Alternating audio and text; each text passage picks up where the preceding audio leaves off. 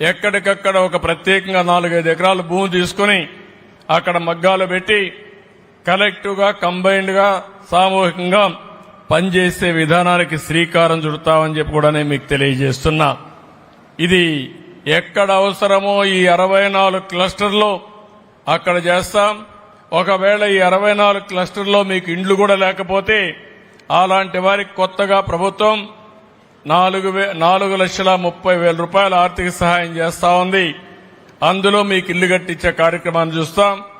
అవసరమైతే చేనేత కార్మికులకి ఇంకొక 50,000 రూపాయలు అదనంగా కావాలంటే ఇచ్చి ప్రత్యేకంగా మగ్గాలు ఏర్పాటు చేసే బాధ్యత ఈ ప్రభుత్వం తీసుకుంటామని చెప్పి కూడా నేను మీకు తెలియజేస్తున్నా.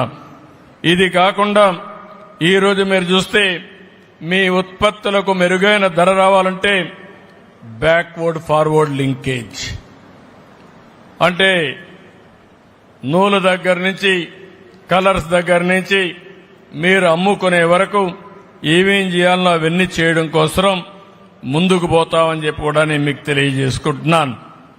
నేను ఒకటే రాష్ట్రంలో ఉండే ప్రతి ఒక్కరిని కోరుతున్నా, కనీసం నెలకొక్క రోజైనా సరే మనం అందరం కూడా చేనేత వస్త్రాలు ధరించాలి, ఒక ఆదర్శంగా ఉండాలి.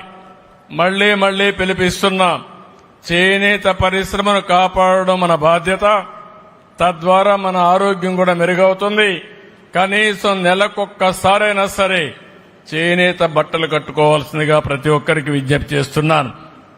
ఇంకొక పక్క ఈరోజు నేను ఒకసారి మీ అందరికి విజ్ఞప్తి చేస్తున్నా, ONDC ఉంది, open network for digital commerce.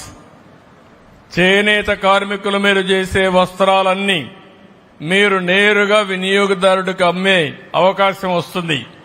ఈరోజు నేను వచ్చి చూశాను, నేను 2 చీరలు కొన్నాను. కానీ అవి నచ్చితే మీరు ఆన్లైన్లో పెడితే అమెరికాలో ఉన్నా, ఆస్ట్రేలియా ఉన్నా, ప్రపంచంలో ఎక్కడున్నా కొనే అవకాశం ఈ నెట్వర్క్ ద్వారా ఉంది. ఇది open network for digital commerce. దీన్ని ప్రోత్సహిస్తాం, మీకు ట్రైనింగ్ ఇస్తాం, ఏ విధంగా చేయాలో నేర్పిస్తాం. మీరు నేర్చుకునే వరకు, మీ బిజినెస్ సుజావుగా జరిగే వరకు మీకు అండగా ఉండే బాధ్యత తీసుకుంటాం. దీంతో కూడా